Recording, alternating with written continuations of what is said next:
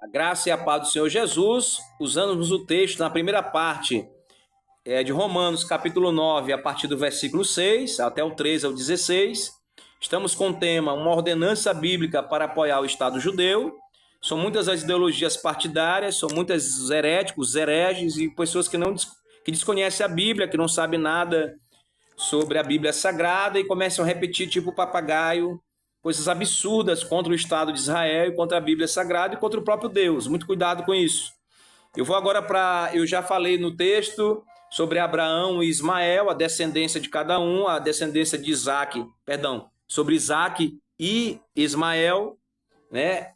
Abraão teve um filho que é chamado Isaac, né? Com sua esposa Sara, e teve um filho anteriormente, nessa época podia, com sua serva Agar, chama-se Ismael, tá certo? São duas fontes espirituais diferentes, e a promessa estava com Isaac e não com Ismael. Falei também como é que se reconhece no primeiro vídeo quem é judeu, quem é judia, os critérios para se reconhecer. E agora eu vou falar sobre 8 evidências, vou tentar falar pelo menos algumas, sobre 8 evidências bíblicas do Estado de Israel, da nação Israel, de Israel nacional, né? Amém? A evidência de que Paulo está delineado a posição de Deus, apóstolo Paulo, para o Israel nacional e não o Israel espiritual, a igreja, é sustentada por suas 8 declarações introdutórias que somente podem se aplicar ao povo judeu como nação. Preste atenção. Todo mundo acha que Paulo, o apóstolo Paulo, nas epístolas no Novo Testamento, fala apenas sobre a igreja de Israel como igreja espiritual. Mas agora nós vamos ver 8 evidências para provar que ele fala não só como igreja espiritual, mas como Israel, a posição de Deus para o Israel nacional, o Israel como Estado, o Israel como nação. Amém? Isso foi em 1948, se não me falha a memória, foi publicado na ONU, na Organização das Nações Unidas. Amém? Com o voto de Minerva de um brasileiro. Romanos capítulo 9, versículo 4 e 5. Que são israelitas, dos quais é a adoção, aleluia, de filhos e a glória, e os concertos, e a lei, e o culto, e as promessas dos quais são os pais, e dos quais é Cristo, segundo a carne. Romanos capítulo 9, versículo 4, versículo 5. Medite nessa palavra, vá buscar o conhecimento, não fique reproduzindo coisas de hereges, de homens que não conhecem a palavra de Deus. E a gente tenta conhecer pela misericórdia dele. Estamos aqui para aprender também. Primeiro tópico, os filhos de Deus. Quem são os filhos de Deus? Israel é sempre representado nas Escrituras como os filhos de Deus, entre todos os povos. Referência bíblica. Deuteronômio capítulo 14, versículo 1. Oséias capítulo 11, versículo 1. Leia.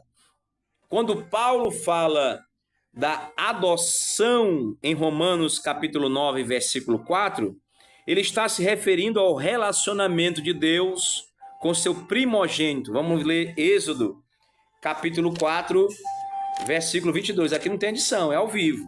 Êxodo capítulo 4, versículo 22 está escrito: Então dirás a Faraó, assim diz o Senhor, Israel é meu filho, meu primogênito. Vou ler o 23.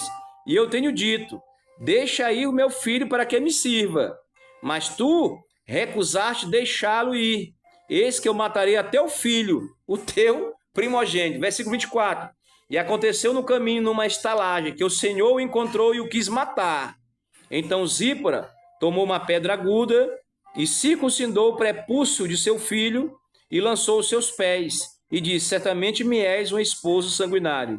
E desviou-se dele então, ela disse, esposo sanguinário, por causa da circuncisão. Disse também o Senhor a Arão, vai ao encontro de Moisés ao deserto, e ele foi, encontrou no monte de Deus e o beijou. E anunciou Moisés a Arão todas as palavras do Senhor que o enviara e todos os sinais que ele mandara. Então foram Moisés e Arão e ajuntaram todos os anciões do filho de Israel. E Arão falou todas as palavras que o Senhor falara a Moisés, e fez os sinais perante os olhos do povo. E o povo creu, e ouviram que o Senhor visitava os filhos de Israel, e que via a sua aflição, e inclinaram-se e adoraram. Perceba que Faraó queria escravizar o povo de Deus no Egito. Deus mandou várias pragas, e aqui nesse versículo, ele chama Israel de filhos, filhos de Deus, os filhos da promessa. Aleluia! Glória a Deus! E Moisés faz a circuncisão, que era a lei, tá certo? Para selar esse pacto da antiga aliança. Lógico que Jesus é o pacto da nova aliança, mas Jesus não anula e não vai dizer que ele, sendo judeu, que Israel não é a descendência dele e que Israel não são os filhos de Deus. Amém? E a promessa é para o Estado de Israel. E como Israel rejeitou a promessa, é bíblico isso. A promessa nos alcançou. Aleluia! Glória a Deus! A nação de Israel e não a igreja. Em poucas palavras, não há como a integridade de Deus permitir que ele deserdasse o seu primogênito, o Israel nacional, o favor do Israel espiritual. Amém? A favor da Israel espiritual, a igreja. Amém? A presença de Deus. Em Romanos capítulo 9, versículo 4, a glória de que Paulo está falando é a glória da Shekinah, ou a presença visível de Deus. Vamos lá no livro do profeta Ezequiel, que confirma Romanos 9, 14.